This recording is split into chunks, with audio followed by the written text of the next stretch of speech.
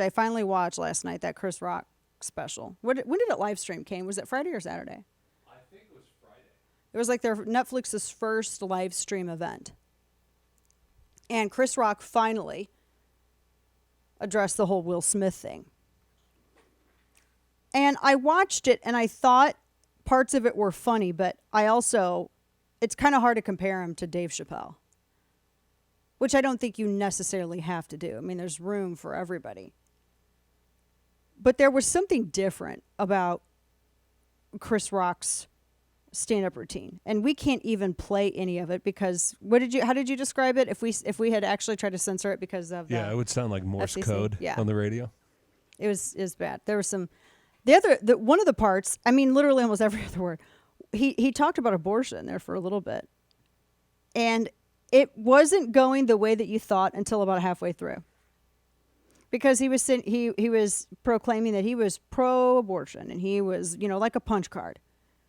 And then he says, yes, I am pro you going to kill your baby. And he's like, as long as you realize that's what you're doing. You're killing a baby. I mean, he said that without any apology. And there at one point, the whole auditorium got quiet. Because there were women who had been cheering him and then they didn't know what to do after he said that. That was interesting. But he addressed the Will Smith thing too, which I thought was great. And he had said that because, I agree with him. I don't like Will Smith, and I'm not a fan of Jada Smith because Jada was running her mouth. And I mean, she literally was talking about how she screwed around on her husband and all this other stuff. And everybody was talking about her. And Chris Rock goes, but I'm the one he slaps. And afterwards, Kareem Abdul-Jabbar was there with Dana Carvey and David Spade and Arsenio Hall, a bunch of other comedians. And they were all talking about it, and Kareem Abdul-Jabbar had said, yeah, if it was me up on that stage, there wouldn't have been any slapping. But he went after Chris Rock because Chris Rock is tinier than him. I mean, he's not like little bitty, but he's a lot shorter than Will Smith is. But he said it was selective outrage. It was selective outrage, and it was true. I mean, I think Will Smith got tired of being the cuck of the joke, I guess you could say. I mean, his wife was out there talking about all this stuff. Didn't she have the guy that she was sleeping with on her little talk show thing and doing all that stuff? And then they get mad at Chris Rock. There was some Schadenfreude. Now, here's the difference, I think, with the Chris Rock, what he was talking about, and even to an extent Dave Chappelle, because Dave Chappelle really kept his stuff, I think, 30,000 foot. He talked about, the transgender outrage to his stuff and all of that. But there was something that was a little bit more visceral, I think, about the Chris Rock thing. Because when you watched him get slapped at the Oscars, and I didn't watch the Oscars, we just all saw the clip later. And then when you hear him finally, he picked his time. He waited until literally Oscars weekend to do this. I mean, in the Oscars this weekend, he waited right before the Oscars. Like he was going to clap back, but not yet.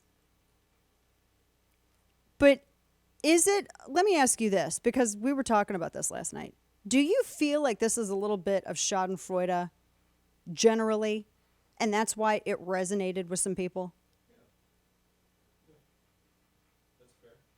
I feel like there are a lot of people who see whether or not they watched the performance, but they saw this and they were happy to see someone hit back at this in the manner in that he did. Because it seems like people have been restless. Everyone is trying to maintain this veneer of civility, which is one of the last things that is preventing society from devolving into a hellscape. And it was good to feel as though someone wasn't just hitting back for themselves, but kind of just hitting back for a lot of people in a way. I don't know, it felt like that in some respects.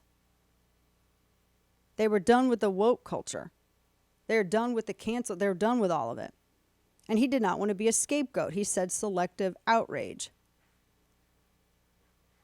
We always said that wokery was going to cancel comedy. And comedy, believe it or not, that's where they're fighting back. The comedians are going to save us from cancel culture. And some of them are waking up. But they are really pushing back against it. Comedy has to have honest conversation in order to exist. And comedy doesn't require your approval of it or not. And it can take many forms, and there are many paths to get to the conclusion. I would hate to think that we live in a society that's so damn fragile that we can't even have comedy anymore. So it was good to see that kind of, and he had said, he goes, everybody's scared. He said, everybody's terrified. This is what I love what he said. He goes, in the old days, he said, if somebody wanted your job, they worked harder. They'd work harder and they'd get it. Now they don't even do that. They just wait for you to say something stupid. And the absence of any kind of grace, which was my third book, enables it. Their sin just has to be bigger than yours and you're okay. And then their sin has to fit into a couple of these different boxes. And if it does, then you're definitely okay. I mean, it's a good point. He said that everyone's full of garbage and that people are typing out woke tweets on a phone made by child slaves. And he was right. And I love, in Kane notes what he said about Lululemon. He said he was walking past the Lululemon store and he saw an ad in there and they were like, we don't support racism. And he was like, I don't care. He's like, give me $20 racist yoga pants. It was hysterical. He's like, they sell those things for, they're actually over $100.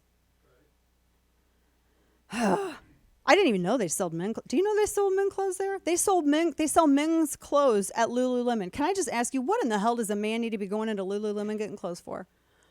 Huh? You sell yoga clothes. The hell you need to go into Lululemon to get yoga clothes for? Really though, I did not even know that. I literally was like this month year old. And I did not know. I thought it was only chicks I thought it was a chick store. I didn't know dudes. Wait, but how much are the dude stuff? Because the women's stuff, and the reason I know how much Lululemon stuff is because I have friends who tell me how much the Lululemon stuff is. Is their stuff $100? I mean, it's $100 leggings. You can get leggings on, you got to say it like that too. You can get them on Amazon for like $20. I don't get it. But there are dudes who get it. What, Kane? They have a whole men's section on the website. Give me a price point. Give me like how much are All some right, pants or let's see. something? Let's go to men's and What man walks around? Do they have the logos on them on those two? Men's pants. If you're a dude and you're wearing Lululemon, I'm gonna make fun of you. There's a. I'm not gonna apologize for any of this. Relaxed tapered trouser, $148. Whew. Oh, do you guys want to know why you see me all in black most of the time? Because A, I can't dress myself, and I just don't have time to sit here and do that. I'm focused on all this stuff. 2, I literally buy like black shirts in bulk online. I literally will, like black t-shirts, like good, nice tees that have like the longer sleeves. I'll buy that in bulk. And if you got a top loader, you can throw that in with some black dye and just keep it going if you want to refresh. I mean, I'm full of tips. So that's why, because it's easy. It's easy. And I'm like, why do you need to be going in and spend $148 on what? Like a jogger? Is that what they call like thin sweatpants nowadays? They call them joggers? They look like, I sound like a 90-year-old. they look like khakis.